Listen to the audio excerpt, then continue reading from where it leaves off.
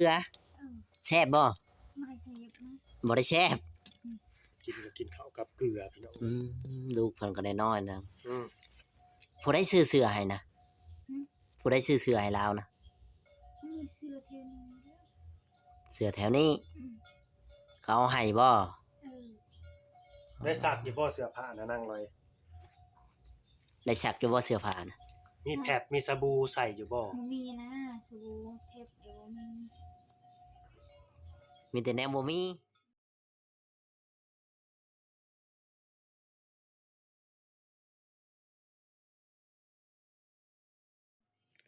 มีเด็กมีเพชรมีสบู่เลี้ยวบังกล้องนี่ติเราบ่มีแฟบบ่มีสบู่ยาสระผมก็ได้ชาอยู่บ่หัวนะสะเอายังสระมันบ่มีชาน้ำเปล่านี่สะน้ำเปล่ากินข้าวกับเกลือแต่ละมื้อแต่ละวันนี่กินข้าวกับเกลือบ่กินข้าวกับเกลือผัวมันไปทำงานนี่ลูกกับเมียจักอยู่ยังกินหยังเรื่องของสู้นะประมาณนี้เนาะอย่าเป็นประมาณนี้ผัวไปทำงานอยู่ไปตามมีตามเกิดแม่นลูกก็น้อยๆนึงพี่น้องอีหยังใส่ในกล่องโฟมน่ะแมงวันตอมอยู่น่ะเนาะกระตกบ่ไม่ใช่น่ะขนมบ่หรือกระตกขนมไม่นางไผสิกินน่ะบ่ได้กินแล้วเอาพวกนั้นมาแล้วอย่าบอกเด้อว่าลูกยังสิกินอีกน่ะทิมมาแล้วทิมแล้วบ่โอ้จะไปให้ลูกกินอีกเด้ยันว่าลูกน้อยกินอีกนะอีกคนหนึ่งอ่ะเด้ทิมแล้วแปลว่าซื้อให้ลูกบ่หรือเขาซื้อให้ซื้อให้ลูกซื้อแต่เฮิงเฮาใดที่ห้องแล้ว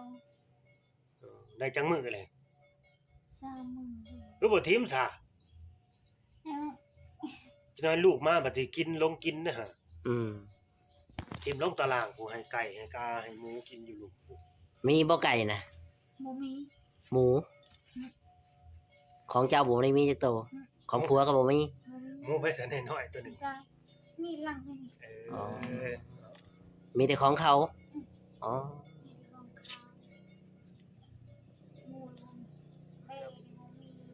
หมูก็บ่มีแบะก็บ่มีงัวควายก็บ่มีเป็ดไก่ก็บ่มี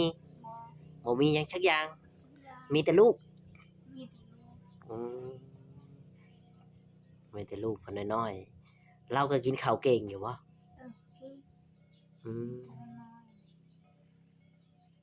นี่คือใบตองสิมกข้าวลูกแม่นบ่นี่เรียบร้อยโทรศัพท์ข่อยใบตองสิมุกข้าวลูกเนาะสิมุกข้าวลูก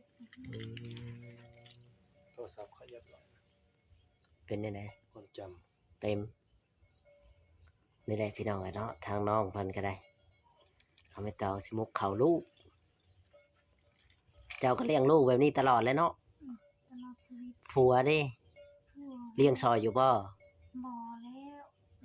เอาเพิ่นไปหาเงินเพิ่นก็เลี้ยงซอยแบบนี้ตัวเลี้ยงซอย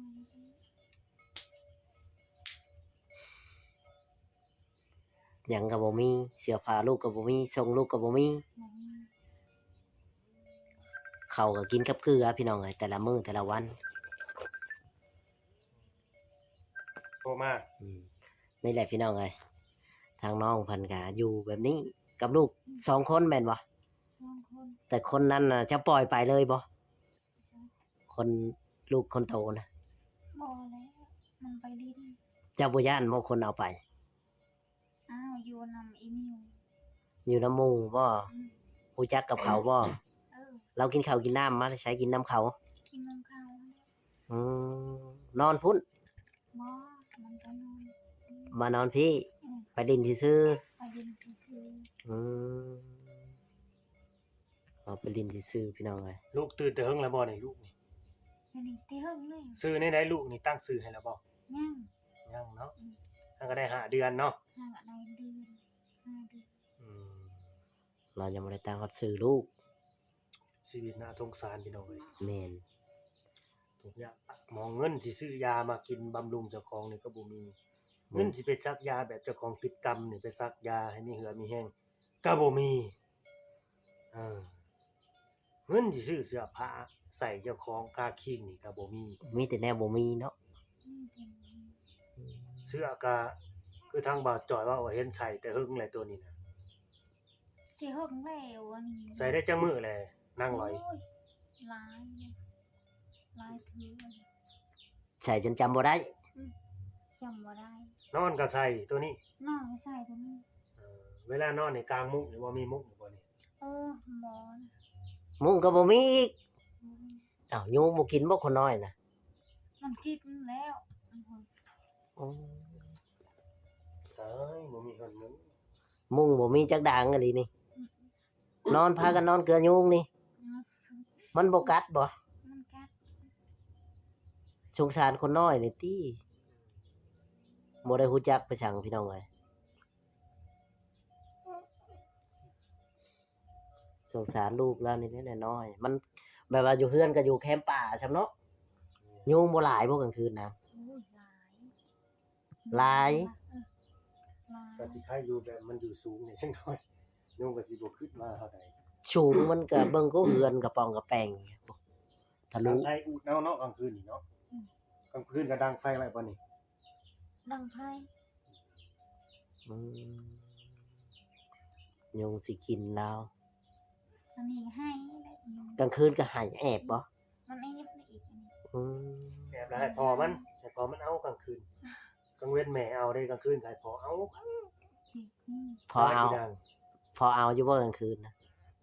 อ่า ฮะ ก็บ่แข็งซะ เอานํกันบ่ กัน อ๋อ ฝากกดแชร์เด้อพี่น้องเด้อสำหรับคลิปนี้เนาะ แม่นฝากกดไลค์กดแชร์กดติดตาม กดแชร์กด แล้ว ติด กด ตาม ให้ผู้ใหญ่หลายๆท่านเบิ่งเนาะ แม่นเพราะว่าผู้ใหญ่ทั้งบ่าวลาวนี่ก็อยากบ่อยากมีอะไรตอนนี้ก็ได้ผู้ใหญ่แปลว่าสายบุญนะพี่น้อง อืม แต่ถ้าเกิดว่าสายเปย์สายจวดสายผู้สาวนี่ว่าอยากหลายอยู่ทางนี้นะสายเสือ เราบ่มี นี่ก็อยาก สังกะสีนี่ก็บ่แม่นของลาวเด้อพี่น้อยของเขามาผากไว้ คือให้เขาพากเลยเขาก็บ่เอาไปมุง พาดแล้วมันห้องอันนี้ ผมมันห้องฝนตกนี้ คนตก คันเจ้าบ่มีนี่ก็คือว่าเปียกคือนอนบ่ได้ นอนบ่ได้ ของเขาพากไว้เฮิงบ่ได้เขาสิมาเอา ไว้นี่ตลอดนะ อืม ไว้นี่ตลอดนะเพราะว่าเฮือนนี่ น่าจะเป็นเฮือนกกเฮือนเข้า แม่นคือ แม่นบ่ แม่น อ๋อแม่ว่าคนอื่นเอื้อยน้องผัวเจ้านี่ออกเฮือนหมดแล้วบ่ นี่ใช่ เอื้อยน้องผัวเจ้านี่ออกเฮือนหมดทุกคนบ่ หมด ยังเหลือแต่ผัวเจ้ากับเจ้า เออ ผัวนี่ยังบ่มีเฮือนมีซ่านก็เลยอยู่เฮือนหลังนี้ อยู่เฮือนกกเนาะ ไอ้เอ้ยน้องน่ะเขามีเฮือนมีซ่านมีก็มีครัวแล้วเขาย้ายออกไปเป็นรักเป็นแหล่งเขาอืม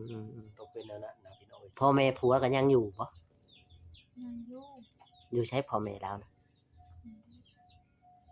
เราเฒ่าแล้วบ่ มันเท่าแล้ว มันเฒ่าแล้ว เอาแล้ว คือว่าอย่างฉัน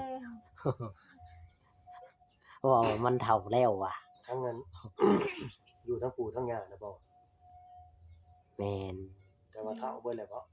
เท่าหมด พ่อแม่ผัวน่ะยังเบิดแม่นบ่ อืม อืมแต่ว่าพ่อแม่อีนั่งร้อยนี่ตายไปแล้วเนาะอืม ไม้ข่อยจะป้าใช่ไหมข่อยนะไม้ข่อยนะ เด้ไม่เจ้าก็ห้อยตอนนั้น อ๋อ ลูกกินนมน่ะมันก็มีน้ำอยู่บ่นมน่ะมันก็มีอยู่บ่ มันบ่มีนะ แม่บ่ให้ลูกดูดในใดซะ โดดอีนี้แหละบ่มีเงินซื้อหนม อื นะ มดูดไปซื่อ โดดไปซื้ออีกอันนี้ ๆเบิ่งแม่แห้งๆกระแดะก็จะเอานมในใส่ให้ลูกกิน อันนี้จะให้ อืม คือ มีแต่ให้ นี่ที่ให้พออยากหาพอพึ่งอะไร มันอยากกินน พ ม อ เนาะ พอหาอยู่ พอให้ พอหาเงินน่ะบ่ บอล อืม เอาซื่อๆพอให้ อีปิ พอหาเงินซื่อๆหาเงินเลี้ยงลูกเนาะนี่แหละพี่น้องเอ้ย โอ้โหเราก็ เฮือนก็เป็นตาย่านแท้ๆพี่น้อง เบาๆเอาเด้อพี่น้องเอ้ยตัวนี้ กินข้าวกับเกลือเพิ่นว่าแต่ละมื้อแต่ละวัน เกลือ ที่คือจำเกลือให้แล้ว ผัวมาก็กินกับเกลืออีกเอ้าเราคำมาเราบ่ได้ไปก้านไปเยืองบ่เป็นแนวใด มันมีว่าผายว่าเพิ่น บ่มีหมอไผ หมอ หมอไผก็บ่มีหยังก็บ่มี ยังบ่มี บ่มีสักอย่าง หึ บ่มี เสื้อผ้าหน้าแพรมุ้งมิ่งโอ้ยสงสารลูกแล้วพี่น้องเอ้ยเฮือนก็หัวน่าสงสารถ้าว่า FC ท่านใดเห็นอยากช่วยเหลือเลาก็ช่วยมาได้พี่น้องเอ้ยเนาะสิเป็นเสื้อผ้าหน้าแพรหรือว่าสงสารลูกเรานี่แหละมุ้งยุงกินนี่แหละพี่น้องเอ้ยเฮ็ดแนวใดพาลูกนอนกลางยุงนี่ตั้งแต่ลูกเกิดมาเลยบ่ เอ้า เกิดมาก็บ่มีหยังเลย บ่มีหยังเลย อืมเสื้อผ้าก็ลูกก็ตัวเดียวบ่ได้ซักซ้ำแผบก็บ่มีพี่น้องเอ้ย แพ็คเดี๋ยวบ่มีสบู่เดี๋ยวบ่มี ยาสระผมก็บ่มี เรามันแฮงเป็นคนจ่อยคนผอมคนน้อยซ้ำอยู่แบบนี้เสื้อเราก็ยังบ่ได้มีใส่พี่น้องเอ้ย เสื้อเดี๋ยวบ่มี เดี๋ยวเบิ่งกล้องค่อยนี้ติเออบ่มีหยังเลยเนาะ บ่มีหยังเลย อืมอยู่กับเสียทีแต่ผัวเจ้าบ่อยู่ว่าสิมาถาม อ้าว ผัวเจ้าไปคุมื้อบ่ ไปคอยเห็นเลย อยู่ไส มาแล้ว อยู่ไส ไปส่งไม้ ไปส่งไม้ เออ ส่งไม้อยู่ไส พุ่นอย่าล็อกเล็กพุ่น ล็อกเล็ก เออ ไปกับผู้ใด ไปกับพวานแล้ว ไป พวานเวียงไซ ไปกับผู้บ้าน อ๋อ จะมาแล้วมันสิมาแล้ว เราสิมาแล้ว เออ อืม ทาก่อนมันจะอยากทา ไอ้ท่าบ่ได้แล้วมันสิค่ำก่อนแหละเนาะไอ้เมื่อไก่เด้ เออ มื้อหน้ามื้อในพุ่นแหล้วสิมาเยี่ยมมายาม นี่แหละพี่น้องเอ้ยทางลูกเพิ่นก็ได้อย่างน้อยๆหนึง5 เดือน นมก็บ่มีกิน แม่ก็กินแต่เกลือคุมื้อบ่ว่าตอนเช้าตอนแลง บ่มีเงินสิซื้อ กินแต่เกลือเนาะอืม กินแต่เกลือสิอิ่มบ่กินแต่เกลือ เรากินแต่เกลือได้พี่น้องเอ้ย